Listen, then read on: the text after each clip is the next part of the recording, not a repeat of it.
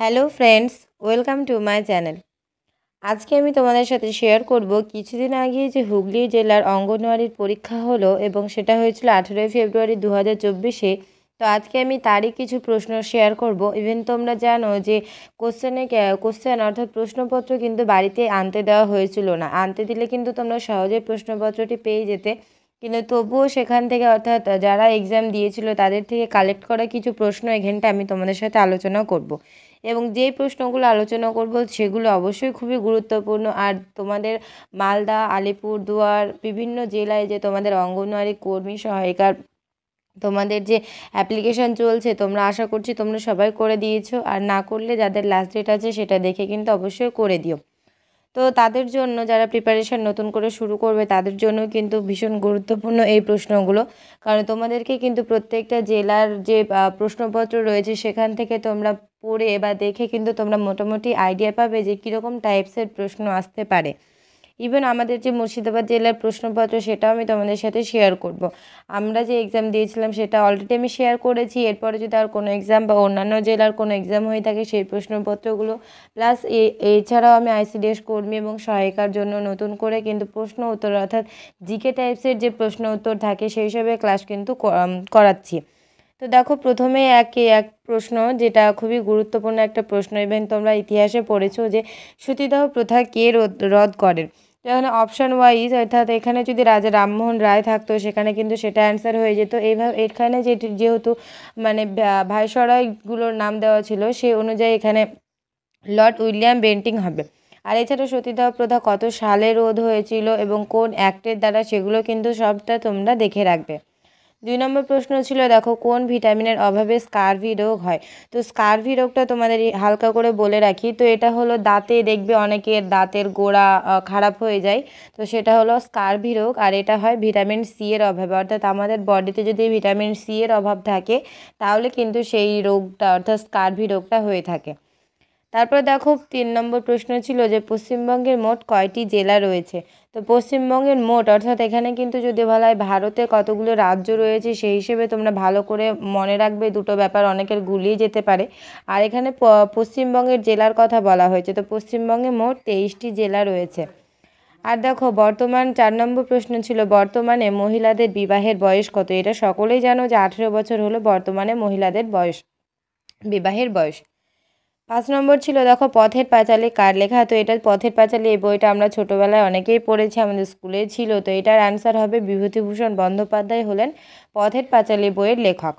6 নম্বর প্রশ্ন ছিল doctor B.R.. Ambedkar কবে মারা যান। তো এই প্রশ্নটা অনেকে না পড়তেই পারো যে কবে মারা গিয়েছেন এরকম টাইপসের প্রশ্ন। তো তোমরা দেখে নাও, এটা হলো 6 ডিসেম্বর 1956 সালে কিন্তু তিনি মারা যান। আর দেখো 7 নম্বর প্রশ্ন ছিল জালিয়ানওয়ালাবাগ হত্যাকাণ্ড কবে হয়। তো জালিয়ানওয়ালাবাগ হত্যাকাণ্ড হয়েছিল 13ই এপ্রিল 1919। আর 1919-এ কিন্তু রাওলাট অ্যাক্ট পাস হয়েছিল, সেই জন্য কিন্তু সেই হিসেবেই জালিয়ানওয়ালাবাগ হত্যাকাণ্ডটা হয়েছিল। 8 নম্বর প্রশ্ন রয়েছে, দেখো শঙ্কর কার ছদ্মনাম। তো শঙ্কর হলো মণিশঙ্কর মুখোপাধ্যায়ের ছদ্মনাম হলো শঙ্কর। তো এটা তোমরা মনে রাখতে পারো, শঙ্কর এখানেও আছে মণিশঙ্কর। তো মণিশঙ্কর মুখোপাধ্যায়ের ছদ্মনাম হলো শঙ্কর। 9 নম্বর প্রশ্ন রয়েছে, দেখো শিশুর জন্মের কত বছর পর কত সময় পর অর্থাৎ কত সময় বা কত ঘন্টা পর মায়ের দুধ খাওয়ানো হয়। তো সেটা হবে 1 ঘন্টা পর।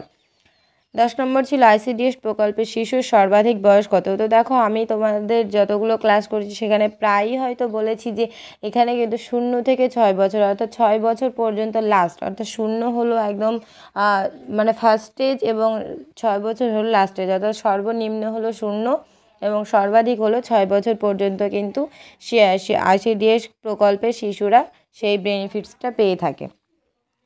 11 নম্বর প্রশ্ন, দেখো ওপিভি ভ্যাকসিন শিশুকে কখন দেওয়া হয়। তো ওপিভি আমি তোমাদের পড়িয়েছিলাম, তো তোমরা ওপিভি এখানে তোমাদের বলে রাখছি, তোমরা যারা ভিডিওটি দেখছো তারা কিন্তু ওপিভির ফুল ফর্মটা অবশ্যই বলবে। আর ওপিভি কিসের ভ্যাকসিন সেটাও কিন্তু তোমরা আমাকে বলবে। আর ওপিভি যে ভ্যাকসিনটা সেটা কিন্তু জন্মের সময় দেওয়া হয়, অর্থাৎ শিশু জন্মানোর সময় তখন কিন্তু এই যে ওপিভি ভ্যাকসিন সেটা দেওয়া হয়। দেখো কোথায় লোহরি উৎসব হয়। তো পাঞ্জাবে হয় লোহরি উৎসব। তো এখান থেকে দেখো উৎসবেরও প্রশ্ন দিচ্ছে, তো উৎসবগুলো দেখে রাখতে হবে। তারপরে দেখো 13 নম্বর প্রশ্ন ছিল যে রাতকানা বর্ণান্ধতা কোন ভিটামিনের ফলে এই রোগ হয়। তো ভিটামিন এ এর অভাবে কিন্তু এই রাতকানা, বর্ণান্ধতা এইসব রোগগুলো হয়ে থাকে। তারপরে দেখো, আর তোমাদেরকে বলি এখানে ভিটামিন এ এর তোমরা যে রাসায়নিক নাম রয়েছে সেটা কিন্তু আমাকে বলবে কমেন্ট করে। 14 নম্বর প্রশ্ন ছিল, দেখো চন্দ্রযান-3 কোথা থেকে লঞ্চ করা হয়েছে? তো এটা তোমরা আশা করছি সকলেই জানো যে শ্রীহরিকোটা থেকে কিন্তু চন্দ্রযান-3 লঞ্চ করা হয়েছে। 15 নম্বর প্রশ্ন ছিল, ভারতের সংবিধান কবে গৃহীত হয়? তো তোমাদেরকে বলে রাখি এখানে কিন্তু দুটো প্রশ্ন হয়, একটা হলো গৃহীত হয় কবে এবং একটা হলো কার্যকরী হয় কবে। তো এটা হলো পলিটির একটা পার্ট। তো এটা দেখো, গৃহীত হয়েছিল কিন্তু 1949 সালে 26শে নভেম্বর, আর কার্যকরী হয়েছিল 1950 সালে 26শে জানুয়ারি। তো এটা তোমরা একটু ভালোভাবে মনে রেখে দেবে। এটা হয়েছিল 49 সালের 26শে নভেম্বর এবং আর একটা হয়েছিল 1950 সালের 26শে জানুয়ারি। দেখো নেক্সট প্রশ্ন 16 নম্বর, ভারতে জাতীয় ভোটার দিবস কবে পালন করা হয়? তো জাতীয় ভোটার দিবস পালন করা হয় 25শে জানুয়ারি। দেখো কাণ্ড জাতীয় খাদ্য কোনটি? তো কাণ্ড জাতীয় খাদ্য এখানে তোমরা যেরকম অপশান থাকবে সেই ওয়াইজ কিন্তু অ্যান্সার করবে। তো এখানে অ্যান্সার হয়ে যাবে আলু। আলু হলো একটা কাণ্ড জাতীয় খাদ্য। 18 নম্বর প্রশ্ন ছিল যে কলকাতা মেডিকেল কলেজ কবে প্রতিষ্ঠিত হয়? তো কলকাতা মেডিকেল কলেজ প্রতিষ্ঠিত হয়েছিল 1835 সালের 28শে জানুয়ারি হয়েছিল কলকাতা মেডিকেল কলেজ প্রতিষ্ঠিত। 19 নম্বর প্রশ্ন, 2023 সালে দাদা সাহেব ফালকে পুরস্কার কে পান? তো 2023 সালে যে দাদা সাহেব ফালকে পুরস্কার সেটা পেয়েছিল ওয়াহিদা রহমান। তারপরে দেখো 20 নম্বর প্রশ্ন ছিল, সবচেয়ে বেশি প্রোটিন কিসে পাওয়া যায়? তো সবচেয়ে বেশি প্রোটিন কিন্তু ডালেই পাওয়া যায়। তারপরে দেখো 21 নম্বর প্রশ্ন ছিল যে ক্যান্সার রোগ সম্বন্ধে বিদ্যাকে কি বলা হয়? তো এটাকে বলা হয় অঙ্কোলজি। অঙ্কোলজি বলা হয় ক্যান্সার সম্পর্কিত যে বিদ্যা, সেই ক্যান্সার রোগ সম্পর্কিত যে বিদ্যা তাকে বলা হয় অঙ্কোলজি।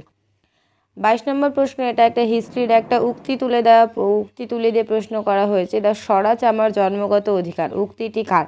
তো উক্তিটি আশা করছি তোমরা সকলেই জানো। তো উক্তিটি হলো বাল গঙ্গাধর তিলকের উক্তি, যে স্বরাজ আমার জন্মগত অধিকার। 23 নম্বর প্রশ্ন, দেখো হিমোফিলিয়া কি ঘটিত রোগ? তো তোমরা জানো কিছু জিন ঘটিত রোগ থাকে, তার মধ্যে কিন্তু হিমোফিলিয়া একটা রোগ, যেটি হলো জিন ঘটিত একটি রোগ। 24 নম্বর প্রশ্ন, দেখো অমর্ত্য সেন কত সালে নোবেল পুরস্কার পান? তো অমর্ত্য সেন হলেন 1998 সালে অমর্ত্য সেন নোবেল পুরস্কার পেয়েছিলেন। 25 নম্বর প্রশ্ন, দেখো রোটা ভাইরাসের ফলে কি হয়? তো রোটা ভাইরাসের ফলে কিন্তু ডায়রিয়া হয়। তো এটা মনে রাখবে, এটা রোগ সংক্রান্ত প্রশ্ন থেকে দেওয়া হয়েছে। আমি এই ক্লাসগুলো করিয়েছি এরকম প্রশ্ন কিছু, সেখান থেকেও তোমরা পেয়ে যাবে। 26 নম্বর প্রশ্ন ছিল, দেখো যে জাতীয় টিকা দিবস কবে পালিত হয়? তো জাতীয় টিকা দিবস কিন্তু 16ই মার্চ পালন করা হয়। 27 নম্বর প্রশ্ন ছিল, জাতীয় কন্যা শিশু দিবস কবে পালন করা হয়? তো এটা হবে 24শে জানুয়ারি, জাতীয় শিক্ষা দিবস পালন করা হয়। তো এখানে স্পেলিংটা একটু মিস্টেক আছে, এটা জানুয়ারি বানান হুঁশিটা দিতে ভুলে গেছি। তো এটা একটু তোমরা দেখে নিও। তো দেখো 28 নম্বর প্রশ্ন ছিল যে কালাজ্বরের টিকা কে আবিষ্কার করেন? তো কালাজ্বর একটি কি ঘটিত রোগ? এখানে তোমাদেরকে প্রশ্ন করতেই পারে ঘুরিয়ে। তো কালাজ্বর কিন্তু একটি প্রোটোজোয়া ঘটিত রোগ।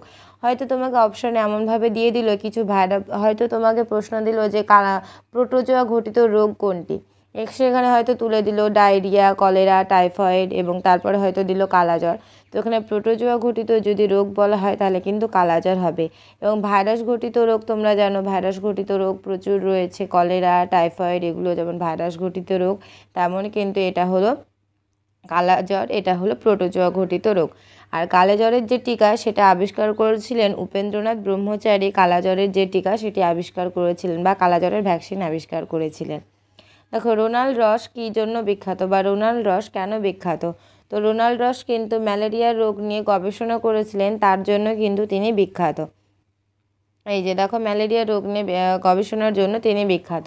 30 নম্বর প্রশ্ন, দেখো আন্তর্জাতিক নারী দিবস কবে পালন করা হয়? তো আন্তর্জাতিক নারী দিবস পালন করা হয় 8ই মার্চ। তারপর দেখো প্রশ্ন রয়েছে NUHM এর পুরো নাম কি? NUHM এর পুরো নাম তোমরা যারা জানো না তারা কিন্তু এগুলো সব নোট করে রাখবে, কারণ এগুলো যেহেতু হুগলি জেলায় আসা প্রশ্ন, অর্থাৎ এখান থেকে কিন্তু প্রশ্ন রিপিট হতেই পারে। তো তোমরা ভিডিওটি ভালোভাবে দেখে কিন্তু তোমরা আমি যেই প্রশ্নগুলো করালাম সেগুলো কিন্তু সব তোমরা নোট ডাউন করে রাখবে। আর দেখো NUHM এর পুরো নাম হলো ন্যাশনাল এটা হবে আরবান হেলথ মিশন। তো ন্যাশনাল আরবান হেলথ মিশন এটা হলো NUHM এর ফুল ফর্ম। আর তোমরা যারা ভিডিওটি দেখছো তারা কিন্তু অবশ্যই লাইক করবে, কারণ আমি প্রায়ই দেখি তোমরা যারা দেখো হয়তো সবাই দেখো কিন্তু লাইক খুব কমজন করো। তো তোমাদেরকে বলবো তোমরা প্লিজ লাইকটা করে দেবে।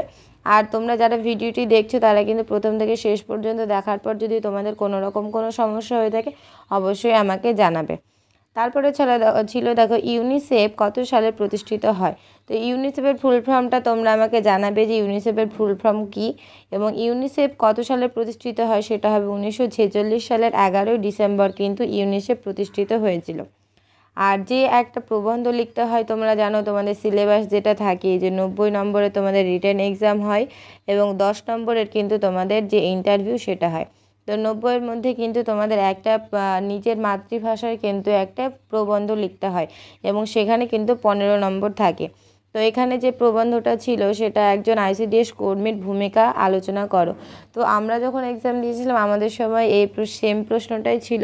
তো তোমাদের এই সম্পর্কিত যদি কোনো সাজেশান প্রয়োজন হয় তাহলে আমাকে অবশ্যই জানিও, যা একজন ICDS কর্মীর ভূমিকা ওই অল্প সময়ের মধ্যে যেখানে আর প্রশ্নপত্রে উত্তরপত্র অর্থাৎ অ্যান্সার শিটে যেহেতু জায়গা করেই দেওয়া থাকে, তোমাকে খুব বেশি হলে 1 থেকে অ্যান্সার শিটের পেজ তো তোমরা দেখেইছো, তো ওখানে 1 থেকে খুব বেশি হলে 1.5 পেজ কি 2 পেজ মতো দেওয়া থাকে এবং সেগুলো খুবই ছোটোভাবে দেওয়া থাকে। তো ওইটুকুর মধ্যে সেখানে তোমাদের 150টি শব্দের মধ্যে কিভাবে লিখতে হবে সে সম্পর্কিত এবং সেখানে যে ছোট ছোট পয়েন্ট আকারে তোমাদের পুরোটা পয়েন্ট অর্থাৎ পুরো তোমাকে আইডিয়াটা পুরো তোমার যে ভাবনাটা সেটা কিন্তু ফুটিয়ে তুলতে হবে সেই অল্পর মধ্যে। তো সেই সম্পর্কিত তোমাদের যদি কোনো সাজেশান দরকার হয় অবশ্যই আমাকে জানিও। আর ভিডিওটি এখানেই শেষ করছি। ভিডিওটি যদি তোমাদের ভালো লেগে থাকে তাহলে অবশ্যই ভিডিওটি তোমাদের বন্ধুদের সাথে শেয়ার করো। আর যদি কোনো সমস্যা থাকে অবশ্যই জানিও। তো ভিডিওটি দেখার জন্য অসংখ্য ধন্যবাদ। Thanks for watching.